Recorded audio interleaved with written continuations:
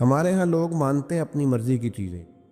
حضور نے فرمایا جب تجھے کسی سے محبت ہوتی ہے تو وہ تجھے بہرا بھی کر دیتی ہے، گونگا بھی کر دیتی ہے، اندھا بھی کر دیتی ہے۔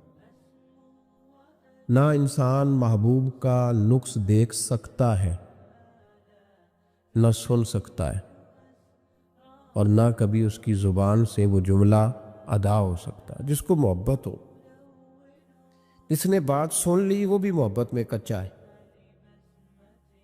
جس نے بیان کر لی وہ تو فیل ہے نا، بالکل ہی وہ تو ناکام ہو گئے، اور جس نے دیکھ لی اوہو ایسا نہیں کرنا چاہیے تھا، اس نے بھی ابھی پیار نہیں کیا۔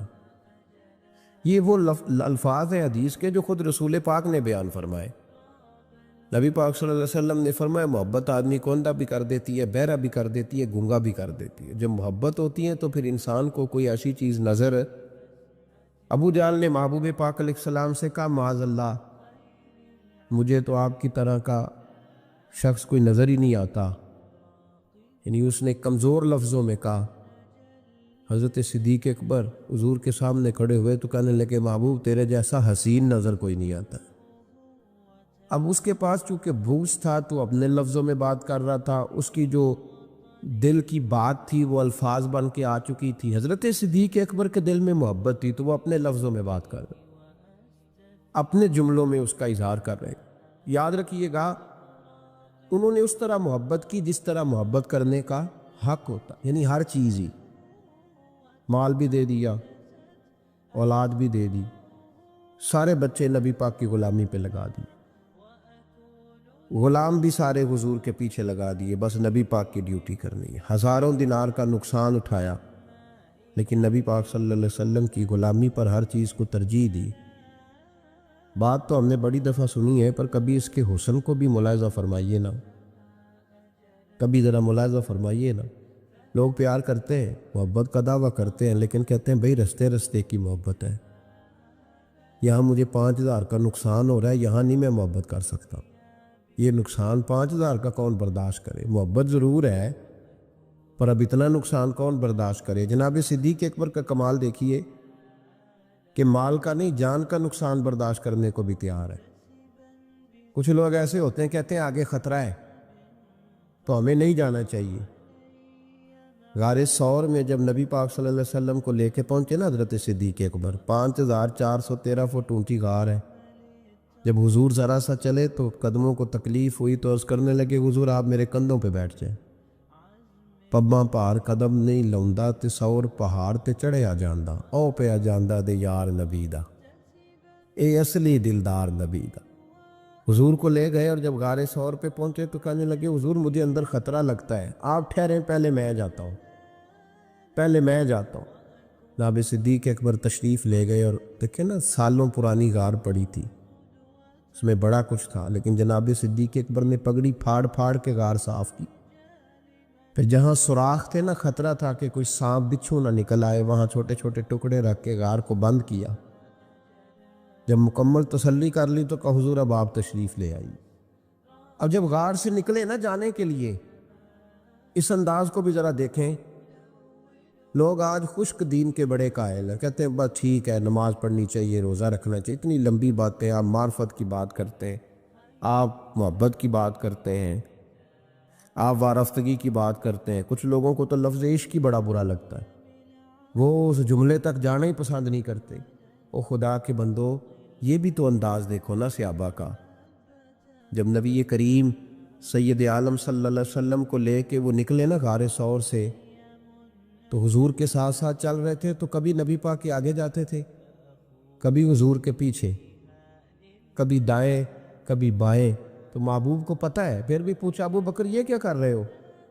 تو عرض کرنے لگے حضور مجھے شک ہے کہ کافر طاق میں چاہتا ہوں اگر آگے سے تیر آئے تو وہ بھی میرے سینے پہ لگ جائے، پھر مجھے خیال آتا ہے ہو سکتا ہے پیچھے سے آ جائے تو پیچھے ہٹتا ہوں کہ اگر پیچھے سے کوئی نیزہ آئے تو وہ بھی مجھے ہی لگ جائے، کوئی دائیں سے آئے تو وہ بھی مجھے لگ جائے، کوئی بائیں سے آئے تو مجھے لگ رہی۔ طبیعت نہیں چاہتی کہ آپ کو ذرا سی بھی تکلیف پہنچے۔ یہ ذائقہ جب نبی پاک کے لیے لوگوں کے دلوں میں پیدا ہوتا ہے تو پھر اللہ تبارک و تعالیٰ دین کی روشنی روح تک عطا فرما دیتا ہے۔ امام فخر الدین رازی نے لکھا ہے سینکڑوں سال پہلے کے مفسر، اب تو لوگ سارا کچھ کھاتے میں ڈال دیتے ہیں نا، کچھ مخصوص لوگوں کی۔ امام فخر الدین رازی نے لکھا، دیکھیں بات بڑی سادی سی ہے، لیکن حضرت ابوبکر صدیق کا بھی اپنا ذائقہ ہے۔ حضور نے انگوٹھی دی، کہا جاؤ اس انگوٹھی پہ نا اللہ کا نام لکھوا لاؤ۔ پہلے یہ بتائیے کہ چھوٹے چھوٹے کام اتنے بڑے بڑے لوگوں کو بھی بتائے جاتے ہیں۔ یہاں تو پانی پلانے کے لیے اور بندہ ہوتا ہے، جو تھوڑا سیانا ہوتا ہے، وہ کہتا ہے یہ میری ڈیوٹی تو نہیں نا، میں تو صاحب ہوں، مجھے تو خود میں آیا ہوں مجھے پانی پلایا جائے، آپ یہ کیا کہہ رہے ہیں میں پانی پلاؤں؟ حضرت ابوبکر صدیق رضی اللہ تعالیٰ عنہ کو نبی پاک کام بتاتے تھے، اپنے ذاتی چھوٹے کام جو کوئی بچہ بھی کر کے آ سکتا، لیکن یہ بھی میرے محبوب کی محبت ہے، فرمایا جو میری ذات کے تعلق سے کام ہوگا وہ میرا ابو بکر ہی کر کے آئے گا۔ جناب صدیق اکبر کو انگوٹھی دی، فرمایا جاؤ اس پہ اللہ کا نام لکھوا لاؤ۔ امام فخر الدین رازی نے لکھا ہے جناب صدیق اکبر گئے، کہتے ہیں میں نے لکھنے والے سے کہا کہ اللہ کا نام لکھ دو، پھر میری طبیعت نے گوارا نہ کیا کہ صرف اللہ کا لکھا ہو، میں نے کہا یار اس طرح کرو ساتھ میرے مصطفیٰ کا بھی لکھ دو۔ حضور کا حکم کیا ہے؟ تو حضرت ابوبکر کیا کہتے ہیں؟ یہاں لوگوں کو بڑا شکوہ ہے، کہتے ہیں آپ جناب بڑھا کے حضور کی شانیں بے اتنی بات کہو جتنی ہے، حد میں رکھو۔ اور میں نے کہا بیوقوف تو حضور کی حد بتا دینا، ہم وہیں تک رہ جائیں گے۔ بلغ العلا بے کمال ہی کشف الدجا بے جمال حسنت جمیع خصال صلو علیہ وآلہ، وہ حد بتا، ہم حد تک رہیں گے۔ نبی پاک صلی اللہ علیہ وسلم نے کہا میرا نام لکھو، اللہ کا نام لکھواؤ، جناب صدیق اکبر نے ساتھ حضور کا بھی لکھوا لیا۔ واپس لائے نا، حضور کو انگوٹھی دی تو اس پہ لکھا تھا اللہ، محمد اور ابو بکر۔ تو حضور نے فرمایا ابو بکر یہ تو نے کیا کیا ہے؟ میں نے کہا تھا اللہ کا لکھوا لا، تو میرا بھی لکھوا لایا اپنا بھی۔ جناب صدیق اکبر چونک گئے، امام فخر الدین رازی نے لکھا چونکے، عرض کرنے لگا یا رسول اللہ میں نے آپ کا نام تو لکھوایا ہے، میری طبیعت گوارا نہیں کرتی تھی کہ اللہ کا ہو اور آپ کا نہ ہو، خدا کا ذکر کرے ذکر مصطفیٰ نہ کرے، ہمارے منہ میں ہو ایسی زبان خدا نہ کرے۔ کہا حضور اللہ کا نام تو آپ نے کہا تھا اور میں نے ساتھ گوارا نہیں کیا کہ آپ کا نہ ہو، تو میں نے لکھوا لیا ہے، باقی اپنا میں نے نہیں لکھوایا حضور، واللہ میں نے نہیں لکھوایا۔ محبوب ابھی بات سو نہیں رہے تھے کہ جبریل امین حاضر ہو گئے، عرض کرنے لگے یا رسول اللہ رب فرماتا ہے ابو بکر گوارا نہیں کرتا کہ میرے نام سے آپ کا نام جدا ہو، تو رب گوارا نہیں کرتا کہ آپ کے نام سے ابو بکر کا نام جدا ہو، لہذا ابو بکر نے آپ کا لکھوایا ہے اور ابو بکر کا رب کریم نے لکھوا دیا ہے۔ تو بھائی محبت جب یہ روپ اختیار کرتی ہے تو اعلیٰ حضرت پھر بول اٹھتے ہیں، فرماتے ہیں اگر مصطفیٰ جیسا پیر کوئی نہیں تو پھر ابو بکر جیسا مرید بھی کوئی نہیں۔ حضرت ابو بکر صدیق سے کسی نے پوچھا آپ کی پسند کیا ہے؟ کہنے لگے کہ میری پسند یہ ہے کہ میری بیٹی مصطفیٰ کے گھر میں جائے اور حضور کی نوکری کرتی رہے، اور یا ابو بکر دوسری، فرمایا دوسری پسند یہ ہے کہ رب مجھے مال دیتا رہے اور میں محبوب کے قدموں پہ قربان کرتا رہوں، تو تیسری، فرمایا تیسری پسند یہ ہے کہ النظر الی وجہ رسول اللہ، حضور بیٹھے رہیں اور میں حضور کے چہرے کا دیدار کرتا رہوں، یہ میری پسند۔ انہوں نے اپنی زندگی ڈھال لی تھی نبی پاک کی غلامی، ڈھال لیا تھا اپنے آپ، اس لیے مطمع نظر ہی ایک تھا، زاویہ نگاہ ہی ایک تھا، سوچ ایک کی طرف رہتی تھی، دائیں بائیں جاتی نہیں۔ میرے بھائی جو محبت خالص کرنی ہے تو میرے ایسا فرمایا کرتے تھے کسی نے حضور کا عشق سیکھنا ہے تو جناب صدیق اکبر سے سیکھے، ان سے سیکھو حضور سے محبت کس طرح کرنی، انہوں نے غلامی کس طرح کا انداز۔ ایک دن بیٹھے بیٹھے نا ایسے مسجد میں بیٹھے ہوئے تھے تو اچانک اٹھے، ہوش مند آدمی تھے، دانا آدمی تھے، بڑی ڈیوٹی کرنے اٹھے، تو جو ملک شام کی طرف رستہ جاتا تھا نا مدینے کا، اس رستے جانے لگے۔ امیر المومنین حضرت ابو بکر صدیق جاتے جا رہے ہیں، تھوڑی دیر گزری تو کچھ صحابہ نے کہا حضور آپ کدھر جا رہے ہیں؟ ہم بھی پیچھے پیچھے، کدھر جانا؟ تو پلٹے تو رو پڑے، کہنے لگے ایک دفعہ نبی پاک صلی اللہ علیہ وسلم کئی دن کے بعد نظر نہیں آئے تھے، پھر حضور ادھر سے تشریف لائے تو میرے دل میں خیال آیا شاید آج بھی حضور ادھر سے آ جائے، تو میں چلا سب روگاں دا روگ محمد جس کا نام وچھوڑا۔ کہا میں جب بہت علیل ہوئے نا حضرت صدیق اکبر، تو جناب عمر فاروق رضی اللہ تعالیٰ انہوں نے ایک طبیب بلایا ملک شام سے، کہا اسے دیکھو تو صحیح، روز بروز کمزور ہوتے جا رہے ہیں۔ تو طبیب دیکھ کے کہنے لگا مرض تو کوئی نہیں، لیکن ان کا دل بے چین، ان کی روح پریشان ہے، یہ کسی سے بچھڑے ہوئے لگتے ہیں۔ تو حضرت عمر کہنے لگے صدیق کیا بات ہے یار، کس سے بچھڑے ہو؟ تو جناب ابو بکر نے آنکھ کھول کے دیکھا، فرمایا تجھے تو جیسے پتہ ہی نہیں، تمہیں تو جیسے خبر ہی نہیں۔ تو حضرت عمر بھی رو پڑے، بھائی محبت کی تو ٹوٹ کے نبی پاک صلی اللہ علیہ وسلم کے ساتھ ان کی وفاؤں کا رشتہ رہا تو پھر حد درجے کا رہا، ہر چیز قربان کی۔ یہ جو لوگ سوچ سمجھ کے چلتے ہیں نا، وہ بیچارے اپنے ذائقے کھو بیٹھتے ہیں سارے۔ حضرت صدیق اکبر رضی اللہ تعالیٰ عنہ کی زندگی بتاتی ہے کہ حضور کی غلامی کرو تو کھل کے کرو، ڈٹ کے کرو، پھر جو بچا بچا کے رکھتے ہیں ان کے پاس کچھ بھی نہیں رہتا۔ خود محبوب پاک صلی اللہ علیہ وسلم نے فرمایا حضرت اسماء بنت ابی بکر صدیق سے، فرمایا رب کے راستے میں جب دے تو گن گن کے نہ دیا کر، ورنہ وہ بھی تجھے گن گن کے ہی دے گا، اور کوئی چیز بچا کے نہ رکھ، اس کے راستے میں بے حساب دے، وہ بھی تجھے بے حساب ہی عطا فرمائے گا۔ ہم محبت میں بھی کنجوسی کرتے ہیں، سوچ سمجھ کے تھوڑی سی، تو وہ کس طرح کی محبت ہے جس میں بندہ سوچ رہا ہے، غور کر رہا ہے، ارادہ کر رہا ہے، تیاری کر رہا ہے، دیکھ رہا ہے، پرکھ رہا ہے، وہ کیسے آگے بڑھے؟ غلامی تو غلامی ہوتی ہے، غلاموں کی سوچیں اپنی نہیں ہوتی، سوچیں بھی غلام ہوتی ہیں۔ غلام جو ہوتے ہیں وہ اپنے محبوب کی رضا کی طرف توجہ رکھتے ہیں، دائیں بائیں لوٹ کر پلٹ کر ان کا مزاج نہیں ہوتا۔ حضرت ابو بکر صدیق رضی اللہ تعالیٰ عنہ نے محبوب پاک سید عالم صلی اللہ علیہ وسلم کی غلامی کی، ہر لحاظ سے کی، ہر وقت کی، ہر طریقے سے کی۔ امت مسلمہ اگر غلامی کا طریقہ سیکھے گی تو جناب صدیق اکبر سے سیکھے گی۔ حضرت صدیق اکبر بتلائیں گے کہ محبوب کریم سید عالم صلی اللہ علیہ وسلم کی غلامی کس طرح کرنی ہے۔ جب رات تھی نا بدر کی، تو کافروں کا سب سے بڑا نشانہ یہ تھا اسی طرح حضور کو شہید کیا جائے۔ وہ پورا فوکس کیے ہوئے تھے کہ نبی پاک صلی اللہ علیہ وسلم کو شہید کرنا، پوری توجہ تھی۔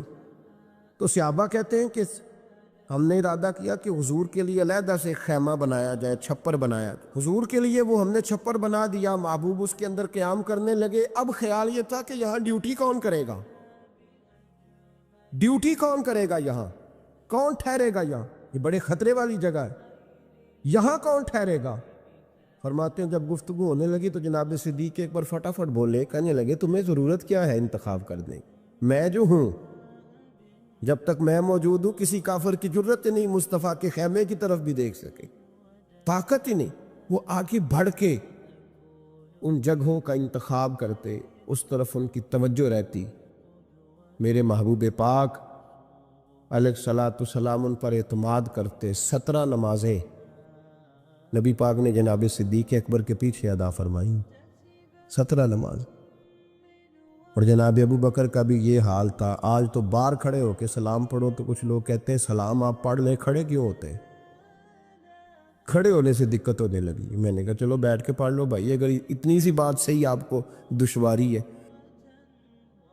حضرت صدیق اکبر رضی اللہ تعالیٰ عنہ نماز پڑھا رہے تھے، محبوب پاک سید عالم صلی اللہ علیہ وسلم تشریف لے آئے۔ حضور ایک صلح کے لیے گئے، فرمایا مجھے دیر ہو گئی تو کسی کو ابو بکر سے کہنا نماز پڑھا لے۔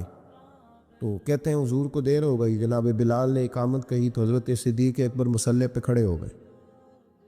ابھی 2 ہی رکعتیں پڑی تھی کہ حضور تشریف لے آئے۔ جس صف سے حضور گزرتے رہے صحابہ رستہ چھوڑتے رہے۔ دوران نماز ہی محبوب پہلی صف کے قریب آئے تو جناب صدیق اکبر نے قدم پیچھے ہٹایا، عین نماز میں، عین نماز۔ حضور نے فرمایا ابو بکر مکمل کرو نماز۔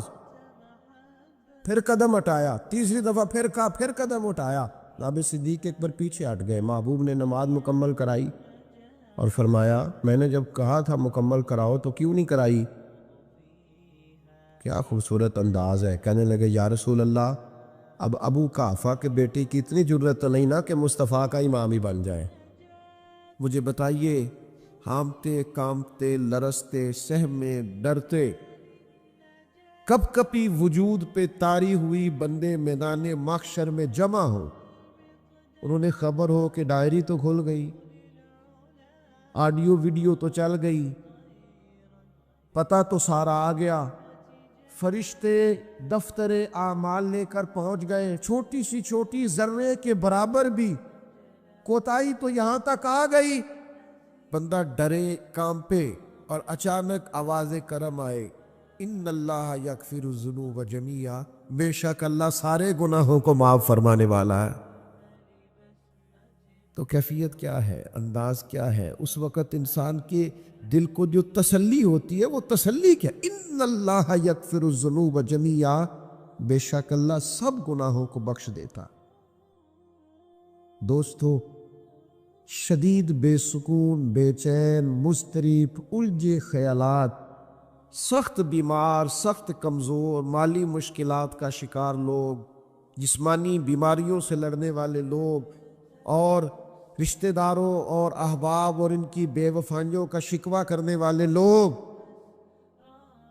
اگر ان ساری تکلیفوں سے نکلنا چاہیں تو حل ایک ہی ہے، ادھر ادھر نہ دیکھیں، اپنے رب کی رحمت کی طرف دیکھیں، اپنے کریم مالک کے کرم پر توجہ کرے اور یہ ذہن بنائے کو کتنا بھی بیمار ہو جب رب شفا دینا چاہے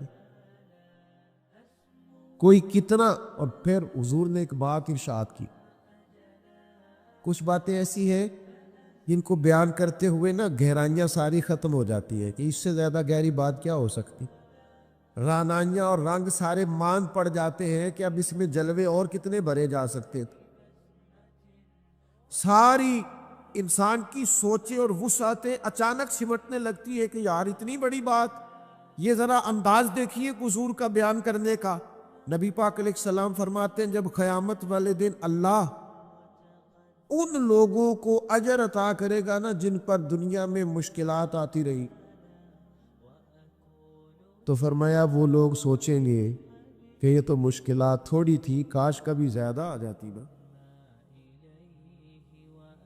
کاش ہمارے وجود کینچیوں سے کاٹ دیے جاتے. وہ لوگ سوچیں گے، اور وہ بھی سوچیں گے جن پر مشکلات نہیں آئی تھی کہ کاش کبھی ہم بھی اس چکی سے پس کے آتے نا. اس سے زیادہ بھی کوئی اجر ہو سکتا ہے کہ رب کہتا ہے ان اللہ مع الصابرین، جو مصیبت پہ صبر کر دے اللہ اس کے ساتھ ہے. معیت الہی اس شخص کو نصیب ہو رہی، رحمت خداوندی سے کبھی نظر نہ ہٹائے. آتی رہتی ہیں مشکلات، آتے رہتے ہیں دکھ، ہو جاتی ہے غلطیاں، کمزور ہے انسان، کر بیٹھتا ہے گناہ بھی، لیکن ایک گناہ میرا ماں پیو ویکھے، ایک گناہ میرا ماں پیو ویکھے تے دیوے دیش نکالا، تے لاکھ گناہ میرا مولا ویکھے تے پردے پاون والا.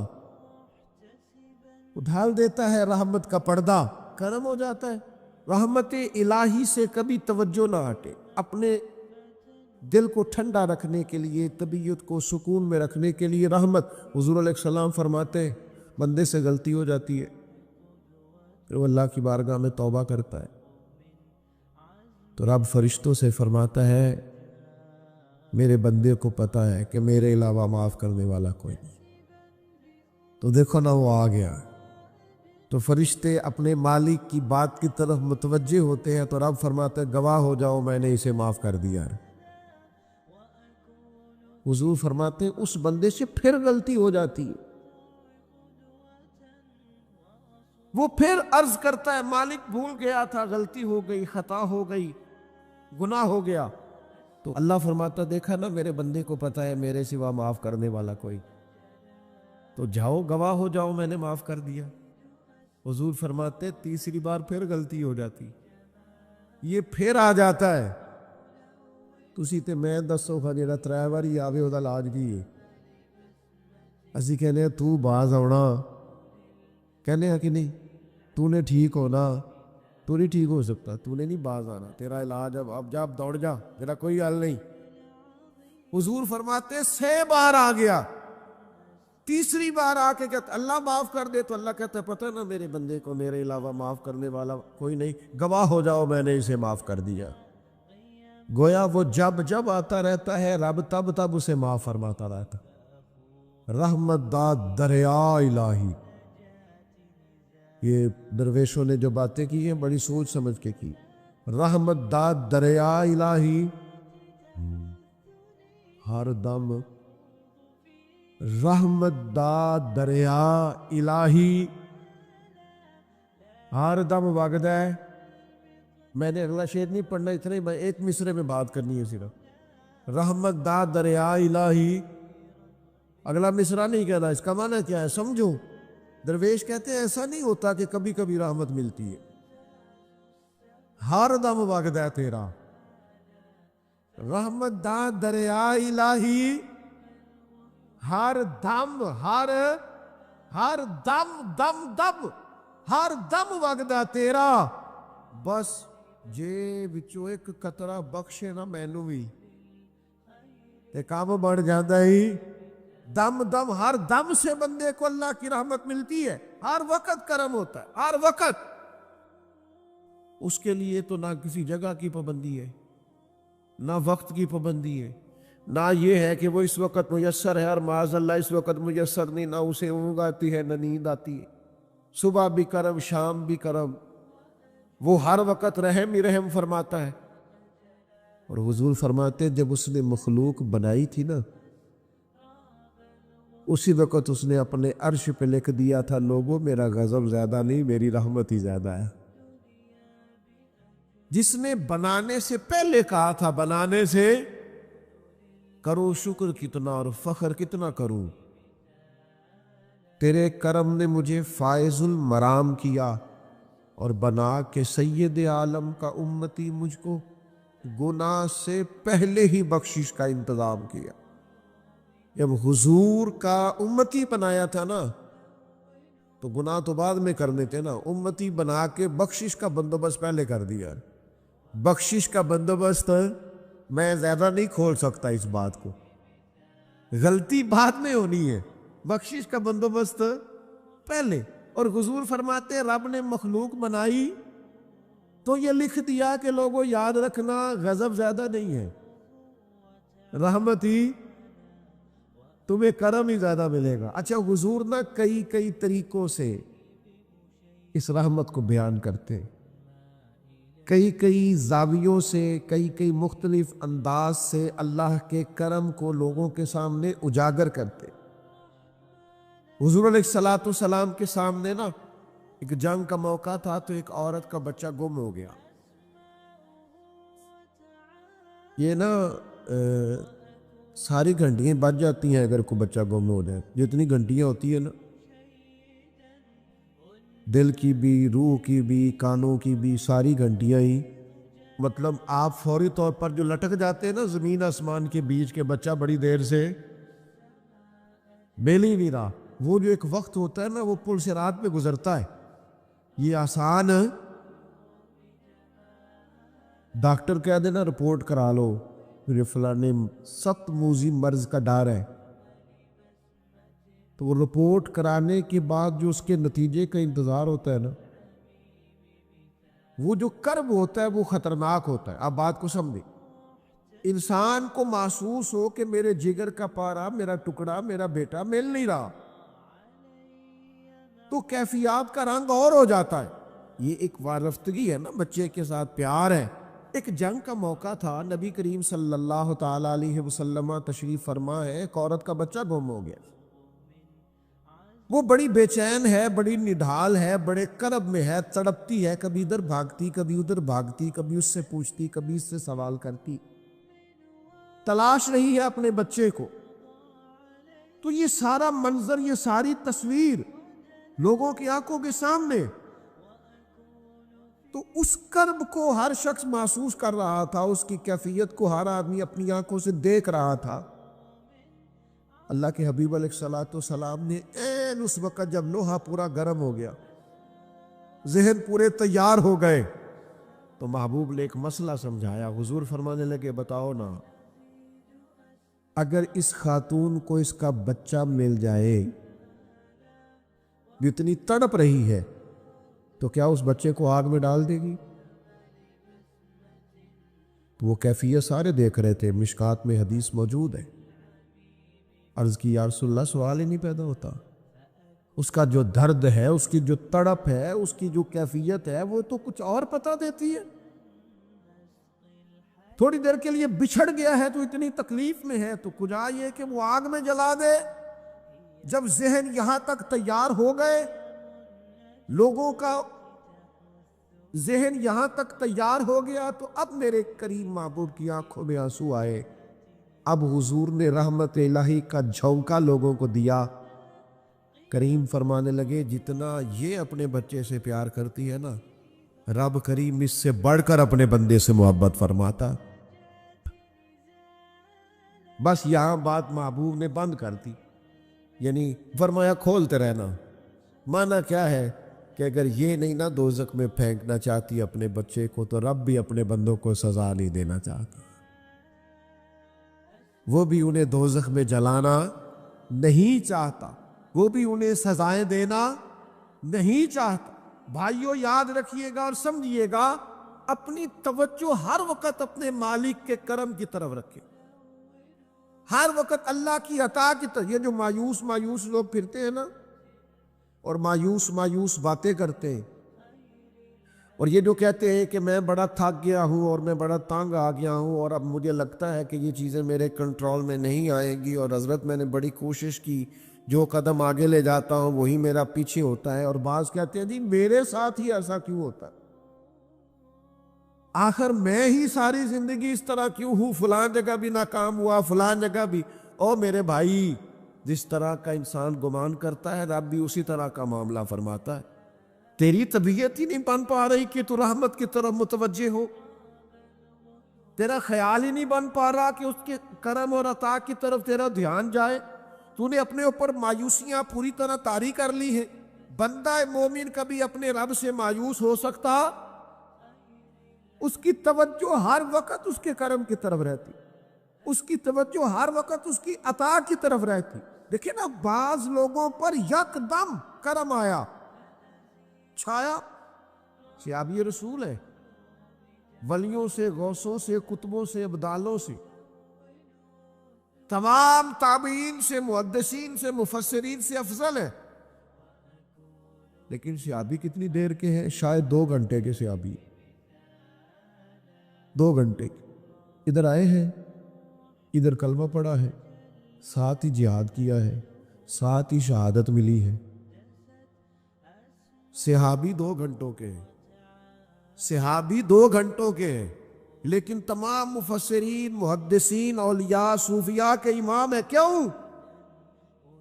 اس لیے کہ کرم کرنے والا کرم کرتا ہے، اس نے جاتے جاتے ایسا کرم کیا ہے کہ 2 گھنٹے کے اندر اندر اٹھا کے امت کا امام بنا دیا ہے۔ یہ تو رحمت کی برکھا ہے، یہ کسی وقت بھی برس جائے گی، یہ تو کرم ہے۔ دیکھیں نا، ان لفظوں کا ذرا حسن دیکھیں۔ نبی کریم علیہ السلام فرماتے ہیں بندہ ساری زندگی جہنمیوں والے کام کرتا ہے، دوزخیوں والے کام کرتا ہے، سزا والے کام کرتا ہے، لیکن جاتے جاتے نا کوئی ایسا جملہ بول دیتا ہے آخر میں کہ اس کی ایک بات کی وجہ سے نا اللہ اس کے لیے جنت کا فیصلہ فرما دیتا۔ ایک بہت بڑا ظالم گزرا ہے تاریخ اسلام میں، بڑا ظالم تھا، اس کا ظلم بہت زیادہ تھا، لیکن حضرت انس بن مالک فرمایا کرتے تھے یہ اس کی ایک بات بڑی مجھے عجیب لگتی ہے، اس نے آخر میں ایک جملہ کہا تھا، ظالم بڑا تھا، اس نے آخر میں ایک جملہ کہا تھا، اس نے کہا تھا مالک میں نے ظلم کیے پر میں شرمندہ بڑا ہوں، اور یہ لوگ مجھ سے کہتے ہیں کہ میرے گناہ تیری رحمت سے زیادہ ہیں، مجھے بتا میرے گناہ تیرے کرم سے زیادہ تو نہیں؟